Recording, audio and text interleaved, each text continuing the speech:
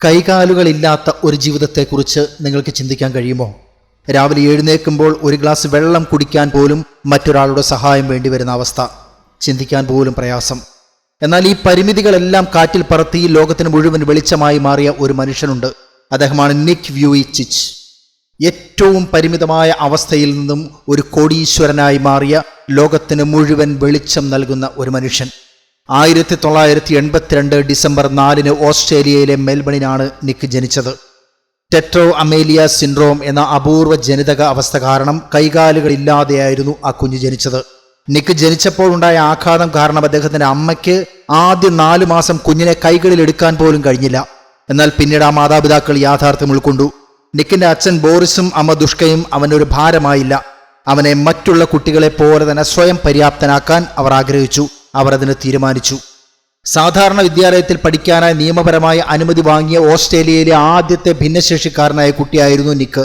വിരലുകൾ കൊണ്ടെഴുതാനും കാര്യങ്ങൾ ചെയ്യാനും സഹായിക്കുന്ന പ്രത്യേക പ്ലാസ്റ്റിക് ഉപകരണങ്ങൾ അച്ഛനും അമ്മയും അവന് നൽകി. നീ സാധാരണക്കാരനാണ്, നിനക്കെന്തും സാധിക്കും എന്നവർ എപ്പോഴും നിക്കിനോട് പറയുമായിരുന്നു. ഈ പോസിറ്റീവ് ചിന്ത തന്നെയാണ് നിക്കിന്റെ ജീവിതത്തിന്റെ അടിത്തറ. ശാരീരികമായ പരിമിതികളെക്കാൾ നിക്കിനെ തളർത്തിയത് ചുറ്റുമുള്ളവരുടെ പെരുമാറ്റമായിരുന്നു. സഹപാഠികളുടെ കളിയാക്കലുകൾ ഏറെയായിരുന്നു. സ്കൂളിൽ പോയി തുടങ്ങിയപ്പോൾ നിക്കിനെ കണ്ട് മറ്റു കുട്ടികൾ ഭയപ്പെടുകയും ദൂരേക്ക് മാറി നിൽക്കുകയും ചെയ്തു. ക്രൂരമായ കളിയാക്കലുകളും ഒറ്റപ്പെടുത്തലുകളും അവനെ കടുത്ത വിഷാദത്തിലേക്ക് നയിച്ചു. എന്തുകൊണ്ട് ഞാൻ മാത്രം ഇങ്ങനെയായി? എനിക്ക് ഭാവിയിൽ ഒരു ജോലിയോ ജീവിതമോ ഉണ്ടാകില്ല എന്നവൻ ചിന്തിച്ചു. തൻ്റെ 10ാമത്തെ വയസ്സിൽ ബാത്ത് ടബിൽ വീണ് ആത്മഹത്യ ചെയ്യാൻ അവൻ തീരുമാനിച്ചു. എന്നാൽ തന്നെ ജീവന് തുല്യം സ്നേഹിക്കുന്ന അമ്മയെയും അച്ഛനെയും ഓർത്ത് അവൻ ആശ്രമത്തിൽ നിന്നും പിന്മാറി. തൻ്റെ മരണം അവരെ തകർക്കും എന്നവൻ തിരിച്ചറിഞ്ഞു. നിക്കിന്റെ ജീവിതത്തിലെ ഏറ്റവും മനോഹരമായ അധ്യായമായിരുന്നു അദ്ദേഹത്തിന്റെ പ്രണയം. പലരും കരുതിയിരുന്നത് നിക്കിന് ഒരു വധുവിനെ ലഭിക്കില്ല എന്നായിരുന്നു. എന്നാൽ അവിടെയും വിധി മാറിമറിഞ്ഞു. ഇക്കാലം കൊണ്ട് നിക്ക് ഒരു മോട്ടിവേഷണൽ സ്പീക്കറായി മാറിയിരുന്നു. 2008 ടെക്സസിൽ വെച്ച് നടന്ന ഒരു മോട്ടിവേഷണൽ ക്ലാസ്സിനിടെയാണ് നിക്ക് കാനെ മിയാഹാര എന്ന പെൺകുട്ടിയെ ആദ്യമായി കാണുന്നത്. മെക്സിക്കൻ ജാപ്പനീസ് പാരമ്പര്യമുള്ള സുന്ദരിയായ ഒരു പെൺകുട്ടി. നിക്കിന്റെ കൈകാലുകളില്ലാത്ത ശരീരത്തിനപ്പുറം അദ്ദേഹത്തിന്റെ വലിയ മനസ്സിനെയും ആത്മവിശ്വാസത്തെയുമാണ് കാനെ സ്നേഹിച്ചത്. നിക്കിനെ കണ്ട നിമിഷം തന്നെ അവൾക്ക് പ്രണയം തോന്നിയിരുന്നു. നീണ്ട നാളത്തെ പ്രണയത്തിനൊടുവിൽ 2012 ഫെബ്രുവരി 12 അവർ വിവാഹിതരായി. കൈകാലുകളില്ലാത്ത നിക്കിന്റെ ജീവിതത്തിലേക്ക് കാനയെ കടന്നു വന്നത് ലോകത്തെ മുഴുവൻ അത്ഭുതപ്പെടുത്തി. ഇന്ന് അവർക്ക് 4 മക്കളുണ്ട്. 2 ആൺമക്കളും 2 ഇരട്ട പെൺകുട്ടികളും. മക്കൾക്കെല്ലാം പൂർണ്ണ ശാരീരിക ആരോഗ്യമുണ്ട്.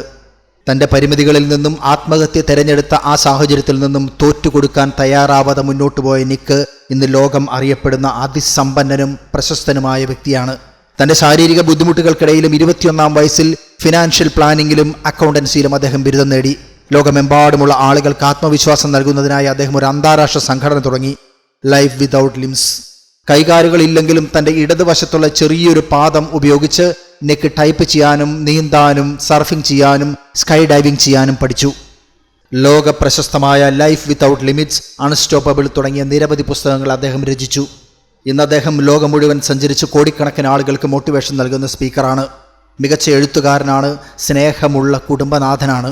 നിക്ക് എപ്പോഴും പറയുന്ന ഒരു വാചകമുണ്ട്: എനിക്ക് കൈകളും കാലുകളും ഇല്ലായിരിക്കാം, പക്ഷേ എൻ്റെ മനസ്സിന് അതിരുകളില്ല. നമ്മുടെ ജീവിതത്തിൽ ചെറിയൊരു പരാജയം ഉണ്ടാകുമ്പോൾ അല്ലെങ്കിൽ വിചാരിച്ച കാര്യം നടക്കാതെ വരുമ്പോൾ നമ്മൾ പെട്ടെന്ന് തളർന്നു പോകുന്നു.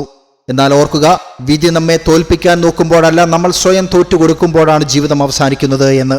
വീഴുന്നതൊരു പരാജയമല്ല, വീണിടത്തു നിന്നും എഴുന്നേൽക്കാതിരിക്കുന്നതാണ് യഥാർത്ഥ പരാജയം. നിക്കിന്റെ ജീവിതം നമ്മെ പഠിപ്പിക്കുന്നത് മറ്റൊന്നാണ്. പ്രതീക്ഷ കൈവിടാതിരുന്നാൽ ഏത് വലിയ പ്രതിസന്ധിയെയും നമുക്ക് മറികടക്കാൻ സാധിക്കും. നമുക്കുള്ള കുറവുകളെക്കുറിച്ചോർത്ത് വിഷമിക്കാതെ നമ്മുടെ കഴിവുകളെ തിരിച്ചറിഞ്ഞ് മുന്നോട്ട് പോകാൻ നിക്കിന്റെ ജീവിതം നമുക്ക് പ്രചോദകമാവണം. വീഴുമ്പോഴല്ല, വീണിടത്തു നിന്ന് എഴുന്നേൽക്കാൻ മടിക്കുമ്പോഴാണ് നമ്മൾ പരാജയപ്പെടുന്നത്. പ്രതിസന്ധികളിൽ തളരാതെ പോരാടാനുള്ള കരുത്ത് നമുക്കുണ്ടാവണം.